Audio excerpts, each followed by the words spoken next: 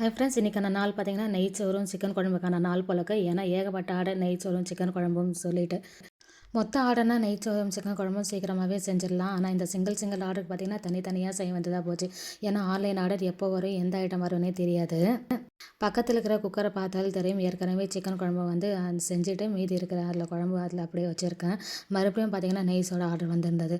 சரி, நமக்கும் சேர்த்து செஞ்சிடலான்னு சொல்லிட்டு ரெடி பண்ணின்னு இருக்கோம். எண்ணெய் விட்டுட்டு பட்டை லவங்கம் ஏலக்காய் போட்டு தாளிச்சிட்டு வெங்காயம் போட்டு வதக்கிட்டு பச்சை மிளகா கூட பார்த்தீங்கன்னா திராட்சை சேர்த்துருக்கேன்.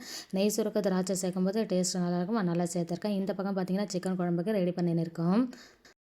ஒரே ஒரு சின்ன தக்காளி தான். நெய் சோறுனாலே கொஞ்சம் வெள்ளையாக இருக்கும் சாப்பாடு. அதனால் பார்த்தீங்கன்னா அந்த கலருக்காக அங்கங்கே தெரியறதுக்காக ஒரே ஒரு சின்னதாக தக்காளி சேர்த்துருக்கேன். கொத்தமல்லி புதினா ரெண்டுமே சேர்த்து நல்லா வதக்கி விட்டு இஞ்சி பூண்டு பேஸ்ட்டு தயிர் கொஞ்சம் அதிகமாக சேர்த்துக்கினா அந்த சாதம் பார்த்திங்கன்னா நல்லா மெத்துன்னு இருக்கும், கொஞ்சம் ரஃப்பாக இருக்காது. அதனால் தயிர் பார்த்திங்கன்னா நான் கண்டிப்பாக சேர்ப்பேன். இதுக்கு பதிலாக பாலும் சேர்த்துக்கலாம். தயிர் இல்லைன்னா பாலும் சேர்த்துக்கினா இன்னும் சாப்பாடு பார்த்திங்கன்னா நல்லா வெள்ளையாட்டம் வரும். சிக்கன் குழம்பு பார்த்திங்கன்னா வீட்டிலேயே ரெடி பண்ண ஹோம்மேட் மசாலா தான் போட்டு எல்லாமே பார்த்திங்கன்னா சிக்கன் குழம்பு ஒரு பக்கம் வந்து குக்கரில் சேர்த்தாச்சு. தண்ணி நல்லா கொதி வந்தவொடனே அரிசிக்கு எந்த அளவு தண்ணி தேவையோ அந்த அளவுக்கு தண்ணி ஊற்றிட்டு கொதி வந்தவொடனே நம்ம ஊற வச்சுக்கிற அரிசியை வந்து சேர்த்துக்கலாங்க. சேர்த்துட்டு அந்த தண்ணி எல்லாம் நல்லா அந்த தண்ணியும் அந்த நம்ம சேர்த்துருக்கிற அரிசியும் ஒரே லெவலில் வந்த பிறகு நம்ம தம்முக்கு விட வேண்டியது தான்.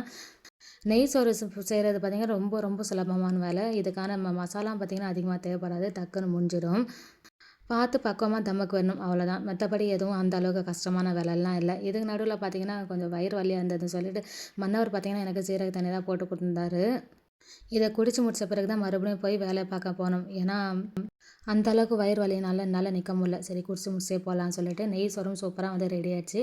கடைசியில் பார்த்தீங்கன்னா நெய்யை கொஞ்சம் அதிகமாக ஊற்றிக்கலாம். ஆர்டருக்கும் சூப்பராக பேக் பண்ணி கொடுத்தாச்சு. வீடியோ பிடிச்சிருந்தா லைக் ஒன்று கொடுத்துருங்க, மறக்காம